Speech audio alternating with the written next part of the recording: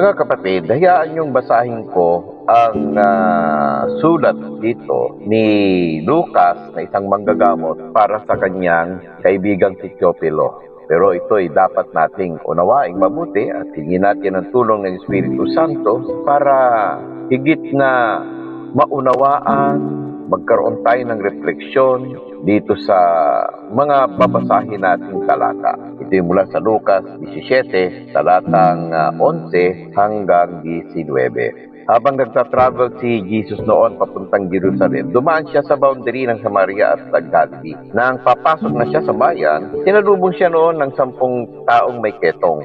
Tumigil sila sa medyo malayo at sumigaw, "Jesus! Master! Maawa po kayo sa amin!" Nakita sila ni Jesus at sinabi niya, "Sige, lumakad na kayo at ipakita ang mga sarili niyo sa mga Pariseo."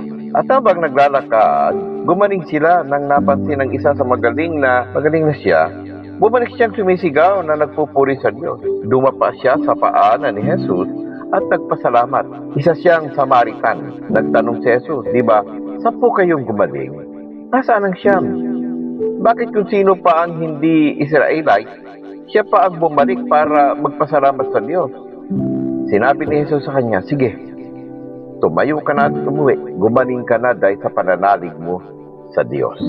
Ang sinabi dito ng Panginoong Jesucristo sa salaysay ni Lucas ay isang refleksyon natin sa ating kapanahunan.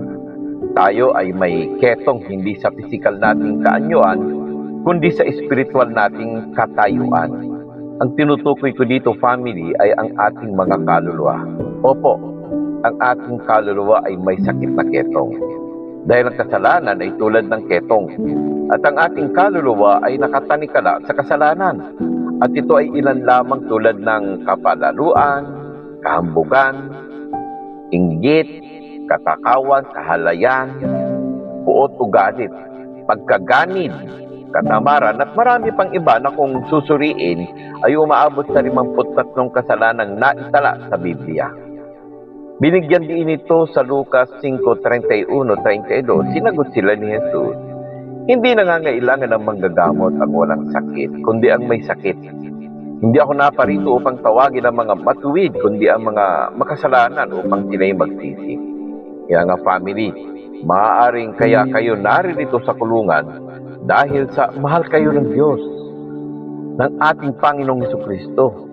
Tinipon kayo dito dahil upang gamutin ang sakit ng ating mga kaluluwa.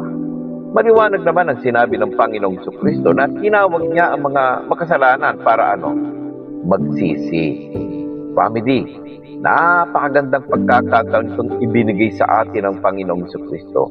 Magsisi na tayo. Pagsisihan natin hindi lamang yung sinasabing kasalanang nagawa kaya kayo napasok dito sa kulungan, kundi maging yung mga kasalanang nauna pa, simula nang tayo ay magkaisip. Humingi tayo ng tulong sa Espiritu Santo na ipaalaala sa atin ang mga kasalanang nakalimutan nating, subalit tulad ng ketong, di nakadikit pa rin sa ating mga kaluluwa. Kaya ang nararapat nating gawin upang makamit natin ang kagalingan ng ating mga kaluluwa, isuko natin ang ating sarili sa Diyos. Magsisi at tanggapin ang anumang nais ng Diyos sa pamamagitan ng ating Panginoong Jesucristo. At ito ay ang pananampalataya.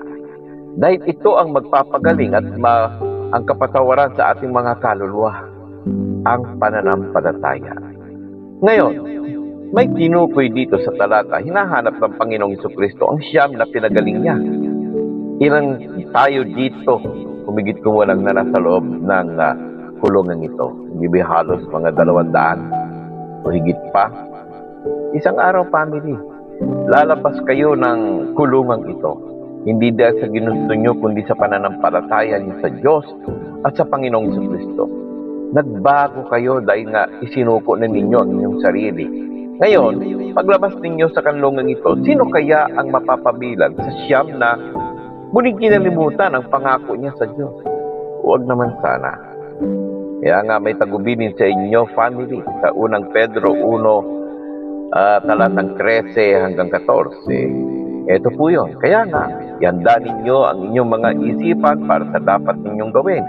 Maging mahinahon kayo at lubos na umasa sa pagpapalang tatamuhin ninyo kapag nahayag na si Jesucristo. Bilang masunuring anak, Huwag kayong umayon sa masamang nasa tulad ng ginagawa ninyo noon kayo'y wala pang sa tunay na pagkaunawa. Ito family ang tagubili ng apostol na si Pedro na minsan din niyang itinatwa ang ating Panginoong Jesucristo. Kaya, gabayan nawa tayo ng Espiritu Santo sa ating pagbabago, tungo sa layunin ng Diyos amang nasa langit at ng Panginoong Jesucristo na ating manggagamot at tagapagligtas. Sa pamamagitan ng Espiritu Santo, gabayan nawa tayo.